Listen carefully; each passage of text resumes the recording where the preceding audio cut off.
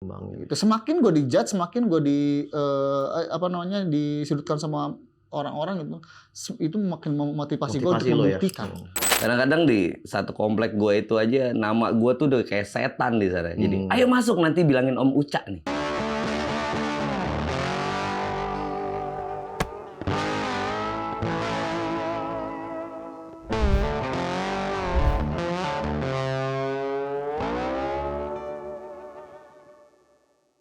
Tiga, dua, satu, obrolin aja bareng gue Alex Forex cuma di Nadir Podcast.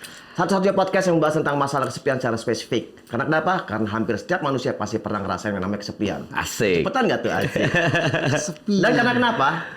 Di sini gue menarikkan Nadir Podcast itu supaya apa? Jadi motivasi buat kalian semuanya dan sadar kalau kalian tidak hidup sendirian. Tanpa berlama-lama lagi, gue sudah mendatangkan dua langsung bintang tamu kita, satu musisi, dua-duanya musisi juga, seniman juga. Video kreator, banyak lah. Piercer juga. Dan nanti kita ini aja, yang penting kita obrol aja langsung. Uca dan Uye. Uca dan Uye. Anjing datang kok Uca dan Uye. Uca dan Uye. Nih, terima kasih lo udah datang berdua. Nih salah satu dua tamu gue yang paling susah diundang juga. Sama-sama. Jadwalnya kayaknya ribet banget dua-duanya. Yang satu nomaden, yang satu presiden Tato Indonesia gitu. Oke, minta satu-satu dong. Cak, dari lo dulu ya, Cak, yang kita tuain. Sini dulu lah, set. Yang dituain kan yang dituain. Kalau gue yang diudahin. Tolong lo memperkenalkan diri. Tapi ini gue nggak janjian kan sama lu, Cak. Enggak, Tiba-tiba celana pendek, pakai baju lengan buntung, jaket, kulit, gimbal, rambutnya dia juga lagi. Sama beda ukuran doang, beda saya juga. Seru. Dan gue udah nggak mau pakai ini lagi nih, pakai pertanyaan-pertanyaan lagi, langsung aja kita ngobrol bareng-bareng. Emang kita jadi dulu juga udah kenal bareng-bareng. Ya, coba Uca perkenalan dulu. Uca. Tadi kan udah disebutin, like apa mesti dikenalin lagi? Mas, itu siapa kan? Gue kemana nih? Kesini. Iya. Gue Uca. Sama center. Biasa dipanggil Uca, teman-teman kenal bilang semuanya Uca sih. Ya udah, pokoknya intinya Uca lah intinya ya. Enggak, kalau nama asli lu kan ada yang nggak orang tahu ya. Nama asli lu. Itu penting banget ya, Ibrahim nama gue. Anjing itu nama gue. Nama gue tuh Ibrahim. Terus kalau Uye, nama asli lu sebenarnya siapa sih ya? Gitu. Gue jarang ngasih tahu nama gue sebenarnya sih di podcast gitu, karena kalau emang kawan-kawan yang followers gue ataupun yang kepo tentang gue, biasanya mereka nyari tahu siapa sih nama aslinya kayak gitu. Jadi kalau pengen tahu nama asli gue, coba cari tahu dong. Bisa cari tahu dong. Pengen tahu kan? Usaha dong, segala macam. Yang pasti kawan-kawan taunya gue ada Delu Uye. Ya, si apa ya? Si receh. Jingjit. Jangan kita pembunuhan karakter gitu. Enggak pembunuhan karakter, justru gue pembentukan karakter di situ. Pembentukan betul. Iya. Kalau bilang orang pembunuhan karakter lu yang apaan sih, lu alay banget, gimbal ini segala macam, tatoan banyak.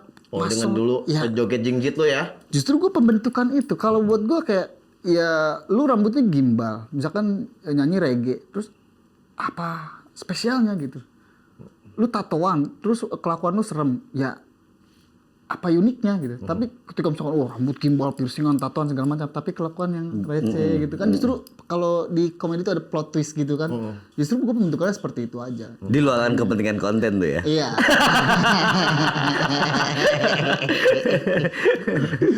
Kayak gue buat nanya buat Uca dulu nih. Lo sampai sekarang kan jadi orang taunya lo ada presiden tato dan piercing Indonesia. Itu lo mulai awal sejak lo berdua nih, mulai awal lo sejak mencintai dan jatuh cinta sama tato piercing tuh sejak kapan, Cak, lo? Aduh, kalau di flashback sih ya, kalau maksudnya kelamaan ketuaan. Untuk mencintai ya kita tahu, tapi kan awalnya dulu kita ikut-ikutan nalek lah, pasti lah. Maksudnya ada. Kan tahu juga. Iya, ada tahu influencer sama siapa gitu, tahu influencer sama siapa. Apalagi kita main musik kan, kadang-kadang tato, piercing itu kayak mendukung performance gitu. Tapi kalau udah mulai minatin sih ya, mungkin masih akil-akil tahun 90-an lah, udah masuk ke lu nggak bisa 98, diem, kaki lu ya? 99 gitu. Kaki lu nggak bisa diem ya? Ya nggak bisa. Kali itu kenapa sih kalau gitu? Nervous cuy. Atau lu bawa ngantongin vibrator ya? Gimana sih? Kan gitu Gitu ya. aja. Dildo bunyi getar gitu. Kayaknya asik gitu. Kalau sambil mikir pasti ada doing something kan. Oh, Gitu. Ya, Akhir-akhir tahun 90-an. akhir 90-an lah, 98, 99. Udah mulai niat menggeluti ya. Kalau kata konten kalau konsepnya suka gitu. Suka banget. 99. 90-an ya. Oh. Dulu gue tahu aslinya dia datang juga tahu. Masih Britpop cuy. Si dandan banget Masih kan. Britpop, Ya. rambut warna-warni belah pinggir kan. Ya pernah gitu. Iya, bawain Britpop, Kan bawain gua set, The Cure segala macam. banget. Gua Cure banget. Britpop loh. Belah samping gue. Ya. Kalau lo dari kapan mulai mencintai dengan Tato. atau piercing? Kalau gua mencintai tato, menyukai tato karena kan dasarnya balik kita tarik ke belakang, dasarnya kan dari desain, dari ya art gitu kan. Makanya gue suka dengan desain, gue suka painting, gue suka drawing segala macem. Tapi untuk pemulai mentato itu sendiri malah baru-baru ini. Gue baru September 2019 gue baru mulai tato, pertama kali tato gitu. Dan baru sekarang berarti kan kurang lebih ya 2 tahun lah gitu, 2 tahun lebih lah gue baru Bukan gara-gara dijebak sama tukang tato sialan untuk jadi model kan. Apa mau jadi endorse gitu? Enggak, justru Konten lo banyak. gini loh, ya tidak menutupi bahwa ketika lu mau melakukan sesuatu hal yang lu inginkan kadang-kadang berbenturan dengan orang tua kayak gitu kan. Apalagi kayak zaman gue kuliah tuh kayak ya udah lu gimbal nggak apa-apa ya katanya. Karena kalau rambut digimbal, dicukur juga balik lagi biasa. Asal jangan ditato ya, karena kayaknya ketika lu lulus nanti bakalan susah dapat kerjaan nih gitu. Nah, itu dari orang tua, Mak. Dari keluarga ya, Mak. Iya, dari orang tua kayak gitu kan. Lingkungan belum ya, mungkin keluarga, tapi impactnya kan pasti lingkungan yang lihat ya kan. Kalau lingkungan udah pasti kan kayak pasti. Cuma gue nggak terlalu memikirkan lingkungan juga karena beberapa keluarga juga ada yang tatoan juga. Cuma lebih ke pribadi aja kayak lo nanti bakal susah nih dapat pekerjaan. Oke, ketika misalkan berpikiran seperti itu, gue nahan diri untuk tidak tato. Karena gue masih mendengarkan nasihat itulah kayak gitu.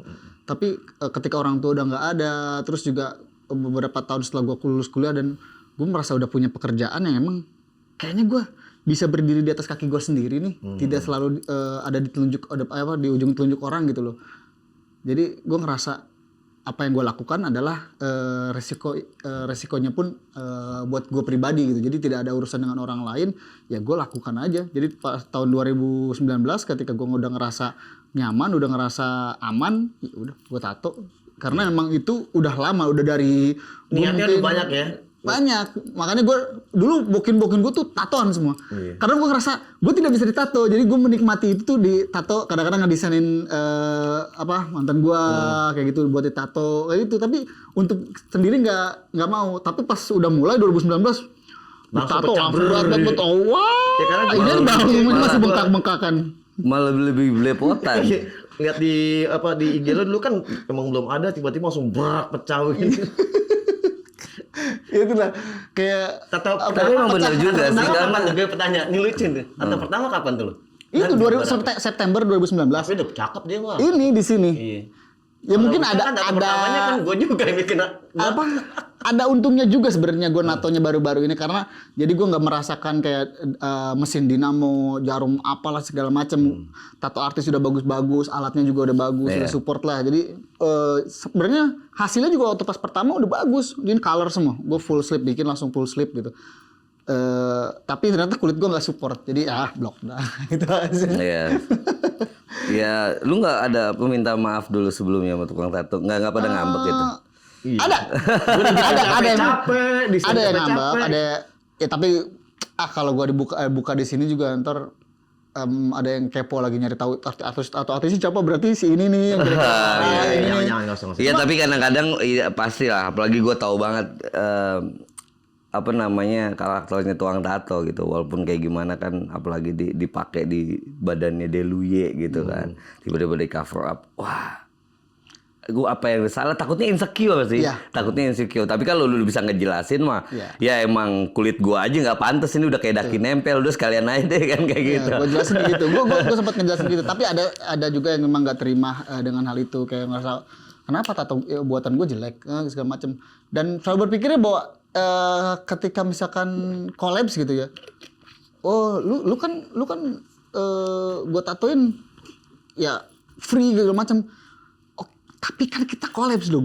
Maksudnya gue juga membuat sesuatu buat lu gitu. Lu seorang tato artis, gue seorang konten kreator. Pekerjaan lu adalah mentato, pekerjaan gue membuat konten.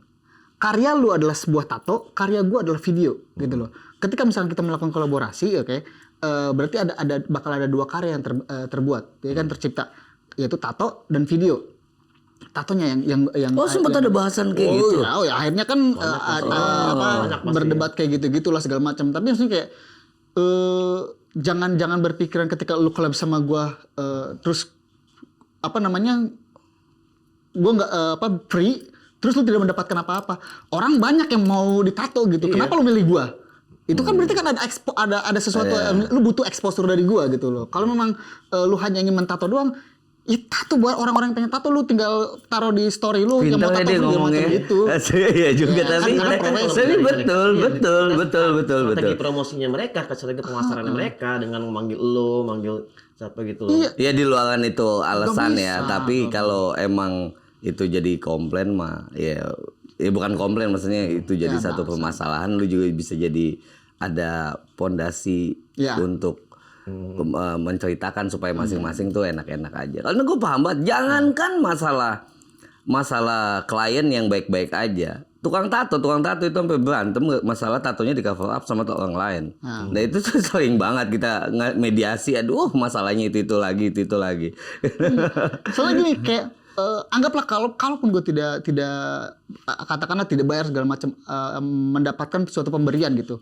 Kalau pemberiannya misalkan adalah sebuah lukisan, gue taruh terus gue jual, oke lah, menjadi sesuatu hal. Tapi kan yang lu kasih itu adalah sebuah bentuk yang menempel di badan gue. Apapun seujung jarum pun, kalau misalkan tanpa izin gue tidak nggak bakal kan kayak gitu kan, untuk berarti kan lu udah mendapatkan izin dari gue untuk menatoin gue kan kayak gitu. Jadi jangan berpikiran bahwa ketika lu mentato gue itu milik gue. Nggak bisa gitu, ini badan gue gitu. Kalau gue tidak mengizinkan, lu pun tidak akan menempel di sini nih gitu loh. Berarti tadi 2019 ya lo tato ya? Lo kan dari 19 akhir, ya beda 10 tahun gitu. Apa? Lo udah mulai mencintai tato tadi 90 akhir. Oh ya, tapi kalau bikin tato 15 lah kan lu bagusin, bukan malah tambah bagus, tambah berantakan. Anjing. Masih pakai dinamo juga, tinta roti juga. Yo, anak-anak susi ya 15 tahun dong, itu kayak yang anjing udah ngasal aja tuh, mungkin entah dia bikinin yang penting ada tato dulu gitu. Oke, pas di acara lu kan juga event lu pasti kita dulu ada konyol-konyolan ya. Iya, tato terjelek. Tato terjelek. Yang ikut orang-orang tua semua. Iya. Lu bahagia lah kalian yang ditato tahun 2000 kesini lah.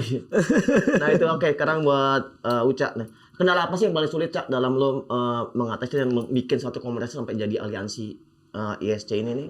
Kendala apa yang paling tersulit? Aduh, kalau nggak ada sih buat gue sesuatu hal tuh yang mencapai bukan sukses ya, tapi yang kita pengen tuh tanpa ada satu pengorbanan ya, pasti ada lah. Banyak, kadang-kadang tahu sendiri lah di Indonesia ini kan senioritas itu sangat bermain banget gitu. Dari sekolah aja udah ada gitu. Iya, padahal sih kita kasih menginvite hal-hal yang positif gitu, untuk gimana sih tato tetap dalam jalurnya nih berkesenian yang aman dan sehat gitu. Bilang ya, lu juga sama goyang. Ada aja yang kadang-kadang wah ini kegoyang sama dia. Lu masih kecil aja gue udah nato lo, Cak, gitu. Ya sebetulnya tinggal penyampaian aja, kendalanya itu aja sih. Gimana kita ngasih penyampaian yang baik untuk menginvite hal-hal yang bagus di seputaran tato sama piercing. Ya kan ini, kalau gitu. gue bilang kalau presiden tato Indonesia sama piercing itu belum ada tergantikan sama Uca, karena kenapa? Dia adalah penyambung lidah semua masyarakat tato dan Kayak Soekarno jadi. benar penyambung lidah dia. Emang nggak ada kayak Makanya gue jadi cadel nih. periode gitu. Udah pengen Ada. tapi nggak ada yang bisa jadi presiden kayak dia. 5 tahun sekali gitu. Berarti lu udah berapa periode? Dari awal. 3 periode. Berdirinya Aliansi ISC itu 2004. no 2004 sampai Sampai sekarang. kalah 3 periode, nggak ada yang bisa gantiin dia. Tapi Nah, dia- apalagi kalau dari lu, Uye, kendala paling berat tuh bikin konten itu apa? Apa lo kolaps kan sama artis kendala apa? Artisnya ribet atau hubungin ribet atau bikin konten atau tempatnya atau apa yang bikin ribet? Hal kecil yang bisa merusak apa Video namanya konten suatu produksian adalah malas. Hal kecil tuh, tapi Dari lu nya apa dari pribadi gua. pribadi lo? Karena kan gue dari awal bikin channel ataupun ngebangun sosial media gue itu sendiri gitu ya. Ya meskipun gue dapat ya gue mungkin nggak akan sebesar ini tanpa ada bantuan teman-teman gue. Tapi Tim, ya? secara teknis gue melakukannya sendiri dari mulai pengambilan video, DIY lah pokoknya lah gitu ya, Jadi DIY. karena aja nggak bayar editor mahal nih, waduh nggak bayar kameramen mahal segala macam. Tapi gue memotivasi diri gue bahwa gue kan dulu waktu pas kuliah D3 seni rupa. Terus gue lanjut ke di STSI Bandung dulu. D3 seni rupa, lanjut gue ke teater, terus ngelanjutin lagi ke sinematografi. Gue sebenarnya kata gue punya basic itu semua. Kenapa gue mesti ya kayak Meng-hire sebuah tim gitu. Iya, karena jadi penghambat juga ketika misalkan ya anggaplah ketika lu Atau enggak emang lu nggak mau bagi-bagi salary gitu? Iya. ketika enggak gini, ketika lu mengajak anggaplah rekan lah gitulah untuk membuat suatu channel, kalau diajaknya itu dari nol, mereka pikir apa mungkin akan besar, apa mungkin akan banyak yang nonton, apa mungkin akan bagus hasilnya segala macam, pasti akan berpikir seperti itu. Tapi kan ya namanya juga memulai, jangan berekspektasi dulu dong, kan kayak gitu. Ya nothing tulus aja buat gitu loh. Nah kebanyakan dulu awal banget pernah gue membuat satu tim, tapi baru berjalan 1-2 konten udah yang ngerasa kok nggak ada yang nonton ya, kok yang nonton cuma segini ya. Bilang anjir, yang nonton 500 aja kalau misalkan lu taruh di kafe udah penuh tuh kafe gitu loh. Iya betul. Iya, ini kan hanya sebuah tontonan dan tontonan langsung dan secara tidak langsung. Yang nonton lu di YouTube secara tidak langsung, yang nonton lu di KP langsung gitu. Secara jumlah mungkin KP belum tentu lebih banyak daripada yang nonton di YouTube gitu. Cuma kan angka biasa aja. Tapi kalau lu hitung kepala ditaruh di suatu tempat itu banyak banget 500 aja gitu. Ada nggak pernah nyesel dulu orang yang lu ajak sama lu dan nolak lu dan kayak nganggap lu ini nggak ngegebrak sampai sekarang tiba-tiba ngeliat lu jadi ada nggak nyesel teman-teman lu? Ada lah misalnya kayak ajak dong, yuk kapan ngajak konten ada lah. Tapi kalau sekarang sih gue udah nyaman sendiri dan udah kepegang sih. Mungkin kalau gue udah yang keteteran segala macam ya gue akan membentuk satu tim lah. Lu kan sering banyak collab sama si siapa kemarin bilang si Charlie juga ya, terus si siapa? Anji. Terus Dinar Candy sering, terus siapa lagi sih artis collab? Sule. Ya banyak lah. Si itu siapa? Yang ininya si Sule. Nah, iya. Yang ininya Sule siapa? Ya, iya. Abok siapa? Anton Abok. Anton Abok. Iya, terus salam ketemu gua dulu pernah ketemu di satu tempat di Bandung lah ada Anton Abok gitu. Ya itu. Jadi kesulitannya hanya itu, malas intinya gitu. Kalau lu sama memulai sesuatu hal, ya harus lawan rasa malasnya dulu deh gitu. Karena bohong kalau misalkan, aduh gue nggak bisa. Hey, lu punya gue nggak punya kamera, lu punya handphone, gitu. Tapi kan kualitasnya nggak mesti harus kualitasnya bagus. Lu Dulu zaman 3GP aja masih banyak yang nonton. Kan ini Tapi pun kalau misalnya kita bukan malas ya, karena lu salah satu 2 orang yang paling gua ajak paling susah, tapi lu 2 orang yang paling on time. On time datang duluan on time karena lu benar-benar menghargai waktu gitu loh. Sangat, soalnya jangan pikir kita abis ini nggak ngapa-ngapain. Dan lu juga kalau misalnya punya pasien atau punya klien yang ini, pasti kita ngamuk-ngamuk. Nggak kayak ngagain waktu gitu loh pasti. Nah, dari lu Cak, gue pengen nanya. Event pertama kali yang lu pernah buat tato piercing itu tahun berapa di mana? Gue agak lupa deh, tapi setahu gue kalau untuk yang ISC itu tuh kita bikin di IKJ ulang tahun ISC ke berapa? Oh iya, gitu. yang si almarhum itu. Iya, masih ada almarhum. Kita bikin di IKJ dan itu kita ada nggak event sih, tapi lebih ke community gathering, lebih ada perform art gitu. Ya kayak Albar dulu sempet demo piercing di sana, bikin awal-awal kita suka sama apa namanya implan-implanan kan. Ya. Terus kapan lu Itu masuk ke sampai lu kerja sama 2006. IDI? Sampai Kenapa? akhirnya lu kerja sama IDI itu sampai lu masuk jadi aliansi Indonesian. Jadi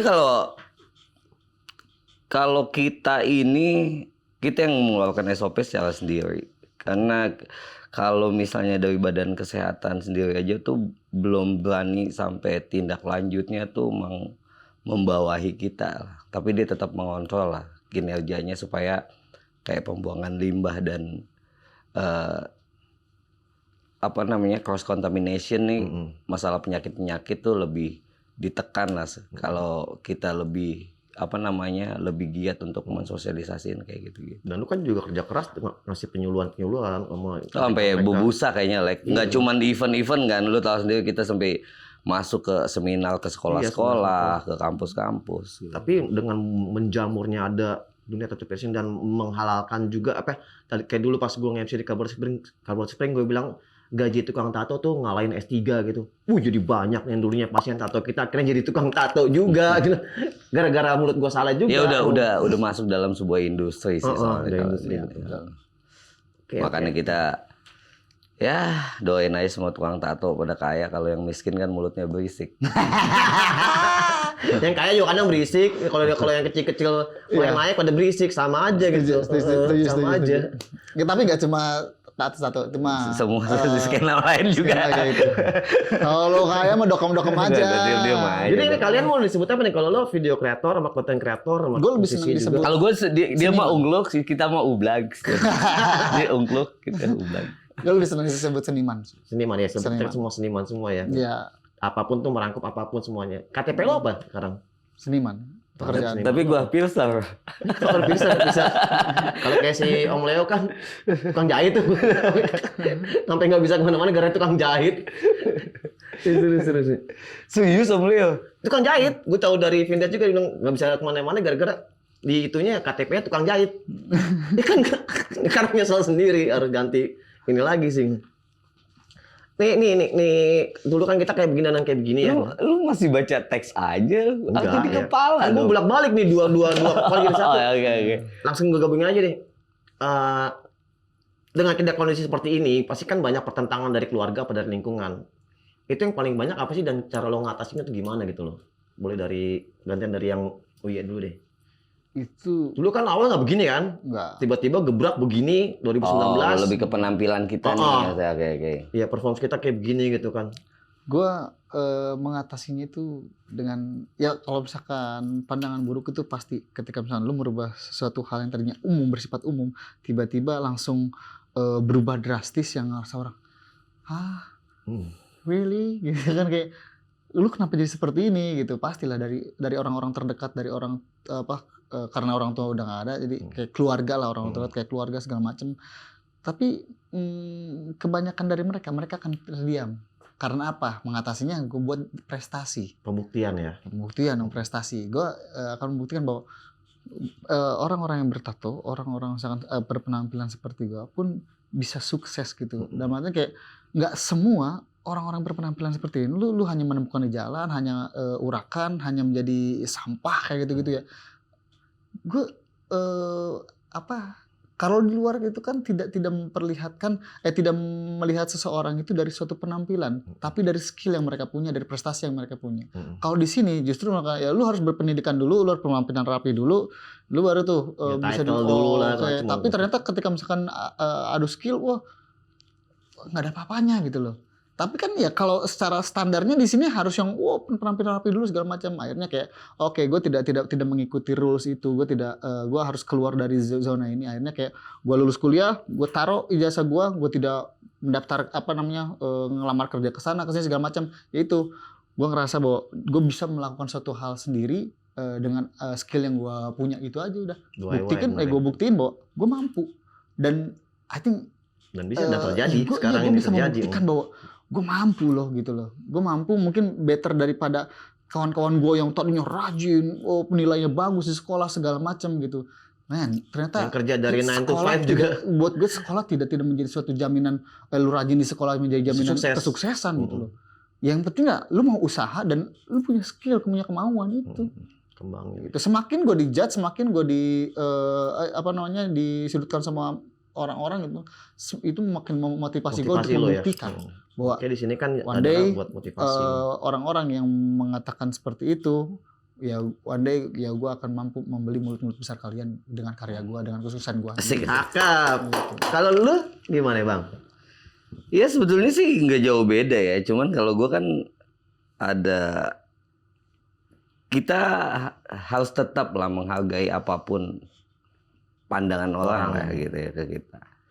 Ya lu juga merasakan hal yang sama juga, kan, Lek. Apalagi iya, apalagi kita tinggal di timur banget gitu kan, yang masih tabu lah. Kalau lu anak Jaksel banget dulu, ya kan, yang asli yang segala omongan lu kayak banyak dagingnya gitu. Sama kayak boneka dashboard gitu.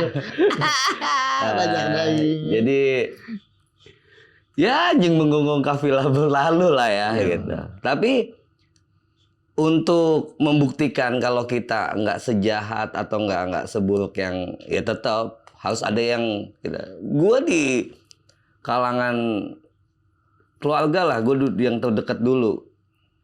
Walaupun nyokap bokap gue itu punya tato, tapi pada saat gue pertama kali punya tato, abis gue dipukulin, sengke ada abis gue. Maksudnya, lu mau jadi apa, bisa lu tanggung jawabin nggak dengan tato? Kadang-kadang di satu komplek gue itu aja, nama gue tuh udah kayak setan di sana. Jadi, ayo masuk nanti bilangin Om Uca nih. Lu gitu ngerti kan? Ayo makan nanti, awas ada Om Uca. Jadi itu gue paling males kayak gitu. itu aja kayak Kita kayak ondel-ondel kayak gue badut. kayak set. Kalau misalnya ayo maghrib ada kuntilanak atau enggak apa. Ini ada Om Uca. Om gigit om gigit om. Ayo Udah ada mau Om Uca. makan nih om. Kan gila, gue apa sih? Gue kasihan Ngalamin. Tapi ya it's okay lah ya. Pada saat kita ngelihat dengan prestasi gitu yang kita unjukin, udah masuk stasiun TV walaupun weh gitu. Yang tadi bokap gue ngerasa, weh anak gue tuh gitu kan, gitu. Teman gue gitu. Terus kita dulu ngerasa loser kan, karena suka dibully. Ini teman-teman yang suka ngebully jadi yang kayak sok-sok jadi deket teman gue tuh. Kan. Paling bangke. Itu asli. Tapi bisa nggak pernah negor. dan itu juga bukan dan itu juga bukan jadi satu kebanggaan juga karena belum ada pencapaian yang kita anggap menurut mereka itu keren ya, padahal buat kita sih kayaknya biasa aja. Sama aja kayak waktu mereka ngebully juga mengasih asumsi yang jelek kayak gitu juga biasa aja gitu, selagi kecuali sampai nabok muka ya itu lain kan ya. Tapi gue ya gitu, hanya menggonggong kafilah berlalu lah kalau gue sih. Pertanyaan lebih spesifik tentang Nadir itu. Sebelumnya kan lo tahu kan Nadir tentang membahas tentang kesepian. Menurut definisi kalian berdua, apa sih tuh kesepian itu?